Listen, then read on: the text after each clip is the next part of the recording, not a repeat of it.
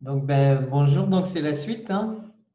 Suite du TD risque bancaire, faillite bancaire. Et donc, on s'était arrêté, je m'étais planté dans la matrice de variance-covariance. Donc, j'espère que vous avez corrigé. Et on va voir la suite. Alors, voilà. Donc, on s'était arrêté à Markowitz. Alors, j'avais une matrice de variance-covariance qui était complètement fausse. Je ne sais pas pourquoi. Et du coup, effectivement, il faut bien que vous vérifiez que cette matrice, elle est bien symétrique. Sur la diagonale, il y a les variances et puis il y a les covariances. Ici, c'est la covariance entre obligations et actions, la covariance entre obligations immobilières, covariance entre obligations trésorerie, etc. Donc, on s'était arrêté à peu près ici. On avait commencé en disant, ben voilà, simulons un bilan vraiment simplifié. Alors, c'est complètement faux, hein, on est tous d'accord. Déjà, les rendements sont tous gaussiens, c'est un miracle. Donc, ça veut dire que c'est stable dans le temps, c'est un autre miracle. On a juste quelques actifs et puis au passif, on a de la dette et puis des fonds propres amenés par les actionnaires. Et puis, on se dit, hypothèse simple, supposons que dans un an, on liquide la banque. Et donc, pour liquider la banque, on rachète les obligations qu'on a émises sur les marchés financiers, on les rachète au prix de marché. Et puis, par contre, on vend nos actifs. Et puis, le reste, on va le donner à nos actionnaires et ça va leur faire une plus-value et donc un rendement. Et si on écrit ce rendement, on s'aperçoit que voilà, c'est une gestion de portefeuille de type Markowitz, mais un peu spéciale parce qu'il y a un point négatif là. Et ce point négatif, c'est ce qu'on appelle le levier d'endettement et ça permet de fabriquer des rendements infinis avec des risques infinis. Voir la conférence que j'ai faite à Steve Alinria. Et du coup, on en arrive et là, on se dit, partons d'un portefeuille quelconque et puis on a vu qu'on pouvait trouver le portefeuille efficient, c'est-à-dire un portefeuille, c'est-à-dire un bilan bancaire qui est différent, qui a le même niveau de risque, mais qui a un meilleur rendement. Et puis là, on se posait la question, quel était le portefeuille de minimum de risque? Alors, on avait trouvé qu'on avait une variance négative et puis on s'est dit, il y a sûrement un bug quelque part. Effectivement, il y avait un bug dans la matrice de variance-covariance. Et donc, si on veut trouver le portefeuille, le bilan de risque minimal, on va utiliser le solver. Ici, on utilise le solver. Allons-y. Donc, données, solver. Qu'est-ce que je vais lui demander? Je veux minimiser effectivement l'écart type. Donc, je veux trouver le portefeuille de minimum de risque. Et puis, mes cellules variables sont celles-là. Je n'ai pas de contraintes et je résous. Et je résous et je trouve effectivement le portefeuille de minimum de risque. C'est celui où il y a 7% de trésorerie et 93% de prêts. Effectivement, l'écart type du rendement des fonds propres est très très faible et on a une espérance du rendement des fonds propres qui est très très bon. Alors, on n'a quasiment que des prêts. Et en fait, ça s'explique historiquement par les chiffres que j'ai pris sur les rendements des prêts, parce que j'ai pris des chiffres qui auraient pu provenir implicitement de ce que faisait le Crédit Foncier. Le Crédit Foncier de France réalisait des prêts en émettant des obligations et en rajoutant un taux de l'ordre de 1% de rendement. Et alors, avec l'effet de levier d'endettement, vous voyez que s'il n'y a pas de perte de crédit, vous voyez que mécaniquement, on obtient un très très bon rendement des fonds propres par le fait que de la marge qui est que de 1%, elle est démultipliée parce qu'en fait, au passif du bilan, on a très peu de fonds propres et beaucoup d'endettement obligataire. Et du coup, l'écart type du rendement des fonds propres est très très faible parce qu'il y a une corrélation très forte, si vous regardez, entre les rendements des crédits et les rendements des obligations émises. Voilà. Alors maintenant, du coup, il y a la question, si on veut, reprenons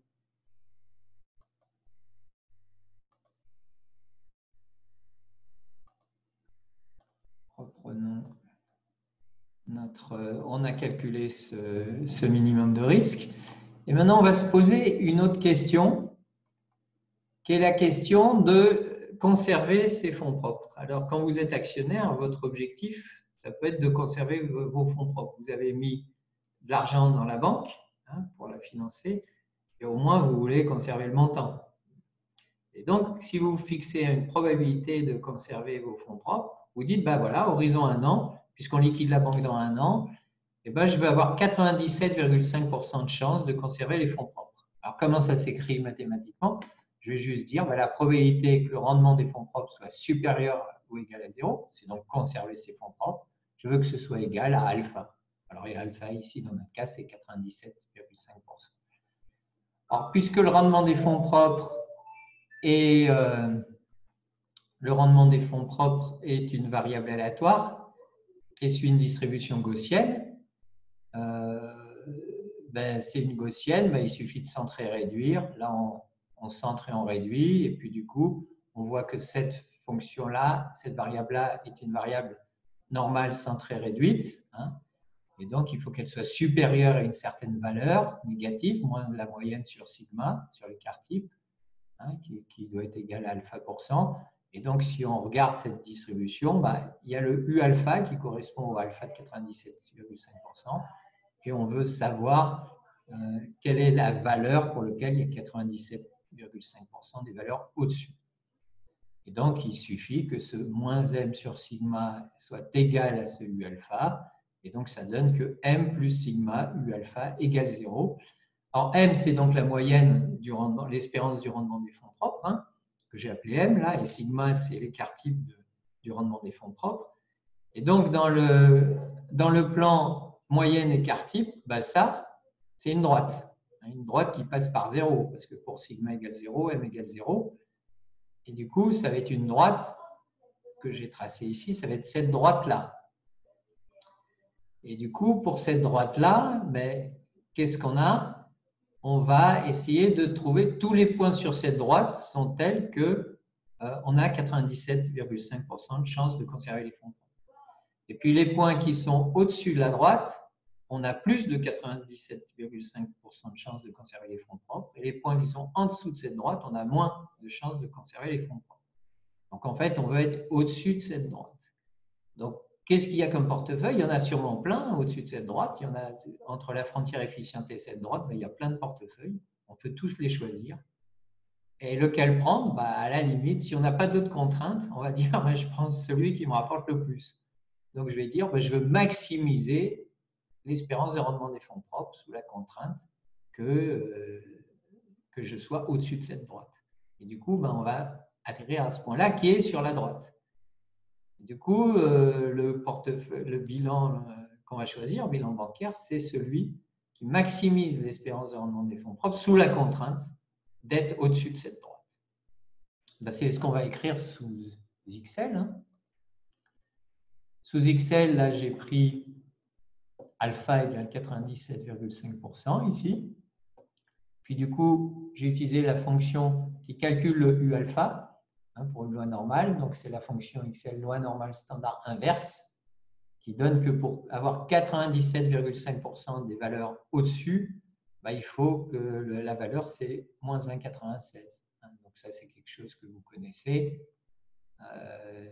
On a 97,5% de valeurs au-dessus de moins 1,96 pour une loi normale centrée réduite. Donc, voilà. Alors, si je regarde ma droite c'est M plus sigma U alpha. Donc, je le calcule pour ce portefeuille, ça me donne une valeur négative et positive. Donc, ça me donne une valeur positive, ça veut dire qu'on est au-dessus de cette droite. Alors maintenant, si je veux répondre à ma question, je vais réutiliser le solver là. Je vais utiliser le solver et puis je vais dire, on avait dit, je veux maximiser l'espérance de rendement des fonds propres. Les cellules variables sont toujours mes poids des actifs. Et puis, je vais rajouter ma contrainte. Je vais ajouter, je veux que ça, M plus sigma U alpha, soit supérieur ou égal à 0, ou soit égal à 0, puisque je sais que ça va être sur la droite, ça n'a pas d'importance.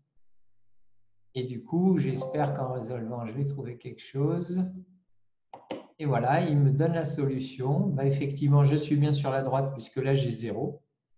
J'ai comme la valeur égale 0. Et puis, j'ai une espérance de rendement des fonds propres de 18,84 et un écart type de 9,61. Donc, j'ai bien 95% des valeurs du rendement des fonds propres qui sont entre 0% et 37,68%. Donc là, j'aurais bien répondu à ma question. J'ai trouvé un portefeuille.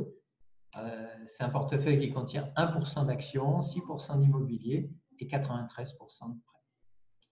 Donc voilà pour ce qu'il en est pour avoir un objectif qui est du côté des actionnaires, qui dit je veux conserver ce que j'ai amené avec une certaine probabilité. Alors après, comme c'est un TD sur la faillite bancaire, vous allez rajouter une deuxième contrainte. Et la deuxième contrainte, ça va être quoi? Oui, d'accord, mais il y a les autorités de contrôle qui me disent qu'il faut limiter la faillite. Donc, quelque part, je vais devoir aussi limiter la faillite et je vais regarder si ça change quelque chose d'ajouter une deuxième contrainte pour limiter la faillite.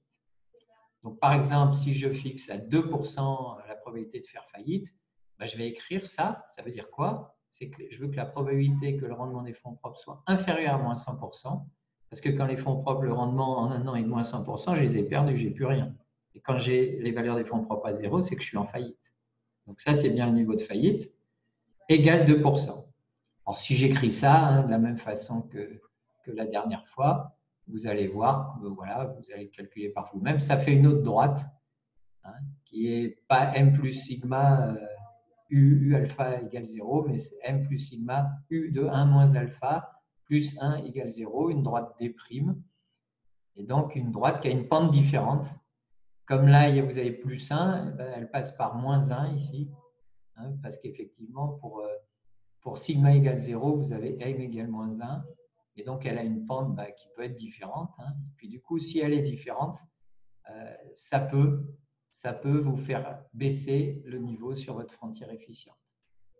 Parce que quelque part, votre première contrainte, c'était par exemple 97,5% de chance de conserver vos fonds propres. Et donc, vous allez exclure tout ce qui est en dessous de D, ce que j'ai fait par c'est très assuré, donc vous ne voulez pas être dans tous ces portefeuilles-là. Et par contre, la deuxième contrainte, et vous voulez que le rendement des fonds propres soit supérieur à moins 100%, il faut être au-dessus de la droite des primes, donc il faut rayer tous les portefeuilles en dessous. Et quelque part, le meilleur portefeuille, ce coup-ci, si la pente de la droite est comme ça, et plus forte, ce sera ce point-là, au lieu d'être ce point-là. Et du coup, vous allez descendre sur la frontière efficiente et vous pourrez avoir moins de rendement, moins d'espérance de rendement à cause de cette contrainte de risque de faillite bancaire. Donc voilà. Donc je vous lance, vous pouvez continuer tranquillement le TD jusqu'à cette partie sur intégrer une deuxième contrainte du risque de faillite qui, dans certains cas, peut coûter un peu d'excès de rendement et puis vous allez essayer de le quantifier. Et dans la troisième partie du TD, on verra la suite, comment faire une autre gestion qu'on appelle la gestion indicielle.